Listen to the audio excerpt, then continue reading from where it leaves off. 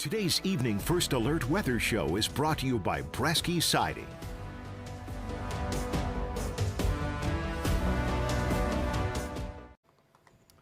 A good Friday evening, Mid-Michigan. Chief Meteorologist Chris Eastlick with your Friday forecast update and our return to winter for at least parts of Mid-Michigan. Tonight, we're seeing some snow showers work their way through northwestern WNEM TV5 viewing areas, and it looks like we've got some snow moving through portions of Clare, also into Gladwin, and also into Roscommon County. These snow showers are mixed with some rain the further southeast you go, and I know it doesn't really show much, but the airport observation in Tuscola County is reporting actually rain at this hour.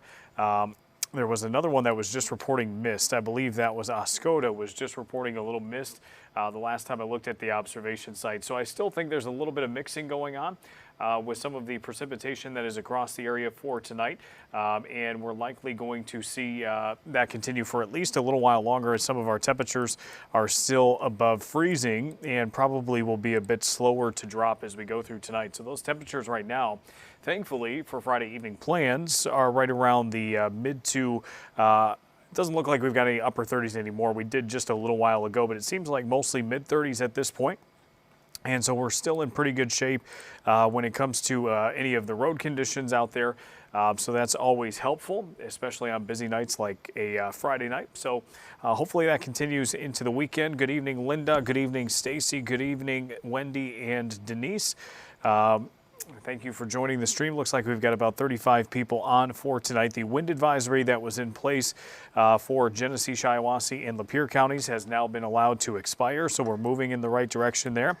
But let's get to what we're focused on this weekend, and I'm sure many are joining the live stream tonight because we're talking about the possibility of snow, and there's really not much of a difference between Saturday and Sunday. We're going to probably refine this forecast a little bit as we go into the weekend.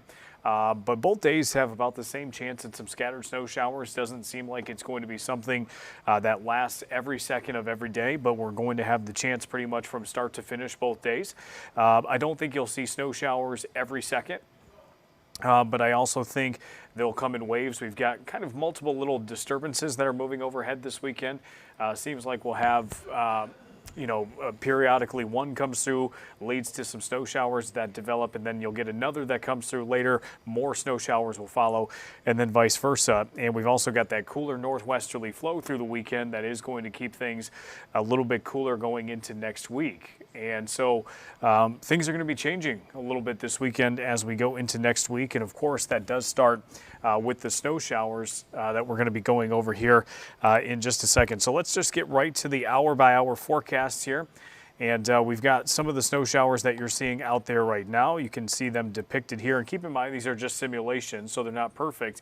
But it does have that northwesterly placement initially tonight. And then as we go into the overnight hours, it seems like we start to see snow showers expand a little bit further to the east. And then we'll likely see what we've talked about the last couple of days is we eventually get this band of snow that does develop sometime during the day tomorrow. And what you're seeing is you've got winds that are coming from a northeasterly direction, and you've got that meeting an area with northwesterly wind directions. And so what happens is you get that collision, and that collision forces the air upward, and we get some of those bands of snow. We call it a convergence band.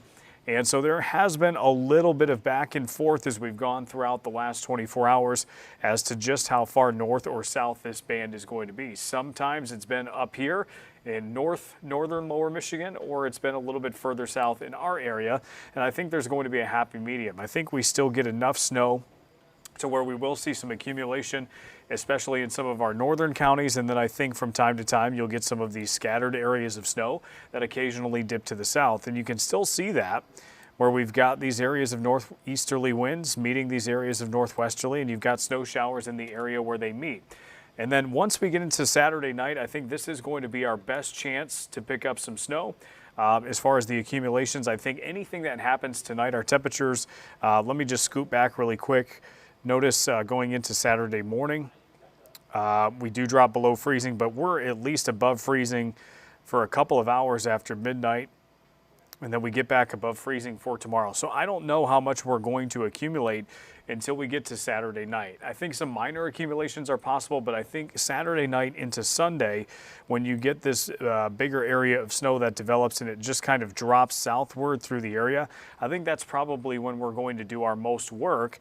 And then going into Sunday afternoon, it just kind of fizzles out. I think we still get some occasional snow from time to time, but I think during the second half of Sunday, it's a little bit more scattered than what it is during the first part of the day. So Saturday night and Sunday morning is probably the most consistent, but we'll still have some occasional snow showers in other parts of the day too. Good evening, Brooklyn. Good to see you. Hope the semester's going well. Dawn, good to have you from Port Austin. Kathy Brown, didn't miss the snow or cold. You are not alone in that. A lot of people have not missed that. But it happens every year this time of year. We start to get that first little taste of spring, and then we get dragged back to reality, and that's what seems to be happening. So just quickly tonight, this is going to be a shorter stream. Unfortunately, on Friday nights, we've got a few more things to do to prep for the weekend. But we expect about a trace to 3 inches in this gray shaded area and about 1 to 4 to the north. And keep in mind, this is a 2-day snowfall. So this is all the way through Saturday, all the way through Sunday. And when you spread it out over the course of that much time, it really doesn't seem to be all that much. And I think it's very important to note that going into this weekend, we don't have any advisories. So I think travel will be okay. We always tell you to drive to conditions. I'm not saying there can't be slippery spots, but I think if we were going to run into some major travel issues, we would probably have some advisories out. Soil temperatures haven't recovered a ton, but you can't ignore the fact that it has been warmer the last several days, so we've probably warmed up at least a little bit. I still think we're going to get accumulation, maybe not everywhere, and that's why we have that trace zone, because I do think there will be areas in this gray region that don't pick up much. And I think especially with the scattered nature potentially of some of this snow, there could be areas that get a trace. There could be an area that picks up about 1 to 2, and there could be an area, if you get under a really strong snowfall band, you could get upwards of 3. I think 3 would be the outlier, though. I want everybody to kind of take that away from this. If you're in this zone right here, I think you're a lot closer to an inch, maybe 1.5 inches. I think that's probably the most likely area, is 1 inch to 1.5 inches, maybe 2. I don't expect a lot of people in this gray zone to get up to 3, but we just wanted to keep our map as simple as possible. And there could be some healthy lake effect bands that eventually come in that could, go higher in an isolated location. But we think most will be around 1 inch in this area, 1.5 inches, maybe 2 inches. I think that's the most likely range. Up here, I think the snow is a little bit more persistent. I think there's a chance that we could see more totals of around 3 or 4 inches in some of these areas that are shaded in blue, but it also may not be every single spot in that zone. I think some of these areas that are maybe northern Clare, Gladwin, and Aranet counties, I think those areas, at least the way things are depicted right now, are probably closer to 1 to 2. But if it just moves south a little bit, all of a sudden you're in the 3 to 4 inch range. And so that's why we have you included in that. But I think Roscommon, Ogama, and Iosco probably have the best chance to be near that range. And I'm going to show you the raw snowfall model output. Keep in mind, this is only a simulation. It has no human intervention whatsoever. But if we go through at least about early Sunday morning, you can kind of see how things set up. And so if I were to pause this right here, a lot of these areas to the south, towards the bottom, and if I can get my pointer tool up here, let me pull this up. It's going to have to reload here for a second, so just give me one moment.